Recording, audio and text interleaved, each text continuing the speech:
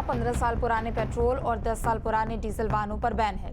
पुराने वाहनों को सीधे जब्त कर स्क्रैप यार्ड भेजा जाएगा। नियम तोड़ने पर जुर्माने का प्रावधान भी किया गया है। तो दिल्ली में आज से पुराने वाहनों को तेल नहीं मिलने वाला है, चूंकि 1 जुलाई है, नया महीना का पहला दिन है और ऐसे में कई बदलाव होते हैं। बता दें कि 15 साल पुराने पेट्रोल और 10 साल पुराने डीजल गाड़ियों पर बैन है।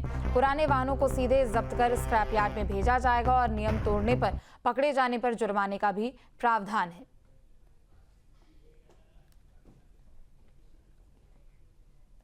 तो दिल्ली में आज से 10 साल पुराने डीजल और साथ ही साथ 15 साल पुराने पेट्रोल वाहनों पर बैन है।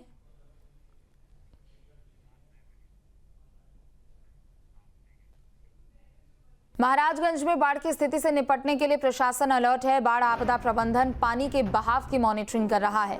आपदा से निपटने के लिए पूर्वाभ्यास भी कर चुकी है टीम। एनडीआरएफ समेत राहत बचाव दल की टीम ने पूर्वाभ्यास किया है। तो महाराजगंज में बाढ़ की स्थिति से निपटने के लिए प्रशासन अलर्ट है और पूर्वाभ्यास किया जा रहा है और कम से कम समय में लोगों को मदद कैसे पहुंचाई जाए इसके बारे में भी सभी लोगों को अलर्ट किया जा रहा है। तो तस्वीरें हैं आपके सामने महाराजगंज से ये खबर, जहां बाढ़ की स्थिति से निपटने के लिए प्रशासन अलर्ट है।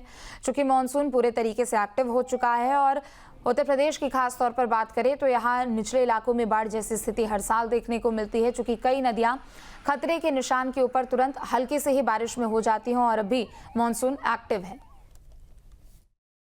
हमारे साथ बातचीत करने के लिए हैं महाराजगंज के जिलाधिकारी सर, इनसे समझने का प्रयास करेंगे। सर, बरसात के मौसम की शुरुआत हो चुकी है और ऐसे में महाराजगंज नेपाल सीमा से सटा हुआ है। पहाड़ों पर जो बारिश की पानी होती है उसको भारतीय सीमा क्षेत्र में छोड़ दिया जाता है। तमाम तटबांध जो है टूट जाते हैं, गांव में बाढ़ की स्थिति आ जाती है। इसको लेकर किस प्रकार की तैयारी की गई है? देखिए, बाढ़ के दृष्टिगत जनपद प्रशासन पूरी तरह से सतर्क है। हम लोगों के द्वारा समय से, अब देखें, जो नेपाल से जो महाव नाला आता है उसकी पूरी की पूरी सफाई करा दी गई है और उसमें जो वाटर कैरिंग कैपेसिटी है, पानी जितना भी रेन वाटर आएगा वो पूरा का पूरा पानी कहीं भी हमारे क्षेत्र में ना फैले, वो एक चैनल के माध्यम से जाए, उसकी पूरी कार्रवाई कर ली गई है। और हमारे जो जनपद में जितनी नदियाँ हैं, सभी नदियों को लगातार वॉच किया जा रहा है, जलस्तर को वॉच किया जा रहा है। अभी तक सभी नदियों में जलस्तर अभी जो हमारा खतरे का निशान है उससे नीचे है। हमारे जो तटबंध हैं, 20 तटबंध जो हमारी साइड में हैं, उन तटबंधों पर स्पेशली हम लोगों ने एक नोडल अधिकारी लगाया है हमने, और उसकी निगरानी की जा रही है सभी तटबंधों की, और तटबंधों को पूर्ण रूप से तटबंध सुरक्षित रहे सुनिश्चित किया जा रहा है। कई तटबंधों पर आपने देखा होगा कि इस बार जियो बैग लगाकर और कई तरह की व्यवस्थाएं की गई हैं और तटबंधों की सुरक्षा के लिए पर्याप्त प्रयास किए गए हैं। कुछ तटबंधों पर आप देखें इस समय आवागमन योग्य भी उनको बनाया गया है। ब्लैक टॉप सड़क भी की गई है, खड़ंजा भी लगाया गया है, जिससे कि आवागमन होते रहने से तटबंध भी सुरक्षित रहेंगे और लोगों में एक भय का वातावरण क्षेत्रवासियों में नहीं होगा। ठीक है, तो देख सकते हैं हमारे साथ जिलाधिकारी महोदय थे। इनका साफ तौर पर कहना है कि बाढ़ को लेकर तैयारियां पूरी कर ली गई है। अगर ऐसी कोई आशंका आती है तो उसके लिए ये लोग पूरी तरह से तैयार है। Brajan Pandey, news state, Uttar Pradesh. बागपत के सुनहेड़ा गांव में सहारनपुर में तैनात सिपाही की गोली मारकर हत्या करने वाले आरोपी को पुलिस ने मुठभेड़ के बाद गिरफ्तार कर लिया है। यह मुठभेड़ घटना के 24 घंटे के भीतर की गई है, जिसमें आरोपी को गोली लगने से वो घायल हो गया। उसे इलाज के लिए अस्पताल में भर्ती कराया गया है। जानकारी के मुताबिक क्रिकेट खेलने के दौरान मामूली कहासुनी के बाद आरोपी ने सिपाही पर फायरिंग कर दी थी, जिससे उसकी मौके पर ही मौत हो गई थी। घटना के बाद इलाके में सनसनी फैल गई थी, लेकिन पुलिस की तेज कार्रवाई और सर्विलांस की मदद से आरोपी को जल्द ही ट्रैक कर लिया गया।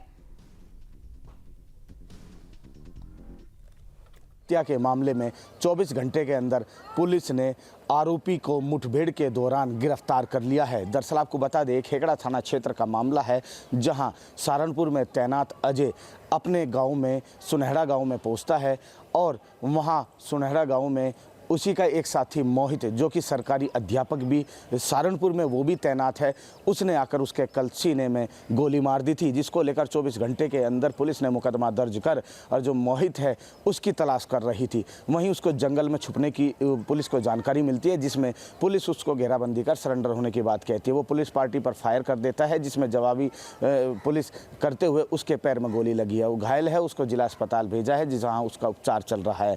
लेकिन जिस तरीके से एक सरकारी अध्यापक ने सिपाही को गोली मारी थी, उस क्षेत्र में हड़कंप मचा हुआ है। लगा के बागपत से लगा लखनऊ तक इसमें मामला पूरा प्रकरण रहा है, लेकिन पुलिस ने इसमें शीघ्रता से कार्रवाई करते हुए 24 घंटे के अंदर मोहित जो इसमें मुख्य आरोपी है उसको गिरफ्तार किया है। मामला क्रिकेट मैच को लेकर था, जहां दोनों के बीच विवाद बन गया था और विवाद इतना हुआ कि आज अजय नाम का जो सिपाही है आज वो इस दुनिया में नहीं है। कैमरे से योगी के साथ मैं देवेंद्र चौहान, न्यूज स्टेट बागपत, उत्तर प्रदेश। और बड़ी खबर मथुरा से आपको बता दें, भूमाफियाओं के हौसले बुलंद है। बता दें कि 500 करोड़ रुपए की बेशकीमती जमीन पर कब्जा करने का मामला, चर्च की बेशकीमती जमीन पर कब्जा करने का ये मामला है। हाईकोर्ट के स्टे के आदेश को नजरअंदाज किया गया है। सिटी मजिस्ट्रेट से नापतोल के आदेश कराए थे। बता दें कि नापतोल करने की आड़ में बाउंड्री वॉल ही करा डाले। कृष्णापुरी चौराहे के पास है चर्च की जमीन। तो ये बड़ी खबर मथुरा से आपको बता दें, जहां भूमाफियाओं के हौसले बुलंद है। दरअसल बेशकीमती जमीन पर कब्जा करने का ये पूरा मामला है। 500 करोड़ रुपए इसकी कीमत बताई जा रही है। चर्च की बेशकीमती जमीन पर कब्जा किया गया।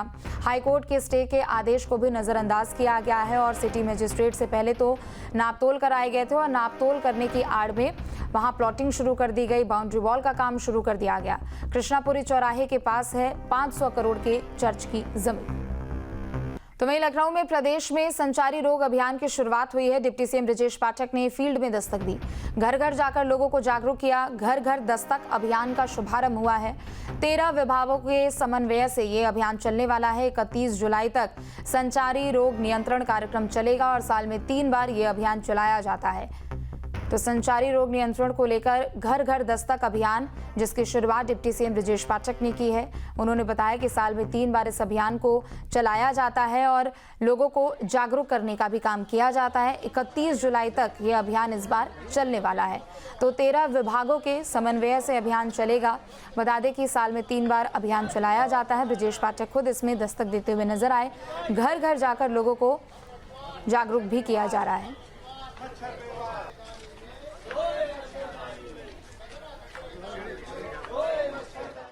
आज उत्तर प्रदेश में संचारी रोग अभियान का प्रारंभ पूरे प्रदेश स्तर पर हुआ है। सभी जिलों में बराबर हम घर घर दस्तक अभियान चलाने जा रहे हैं। 13 विभागों के समन्वय के साथ मच्छर जनित जो रोग हैं उनकी रोकथाम के लिए अभियान प्रतिवर्ष हम वर्ष में 3 बार चलाते हैं। 1 जुलाई से प्रारंभ होकर 31 जुलाई तक चलेगा और घर घर हम दस्तक अभियान चलाएंगे।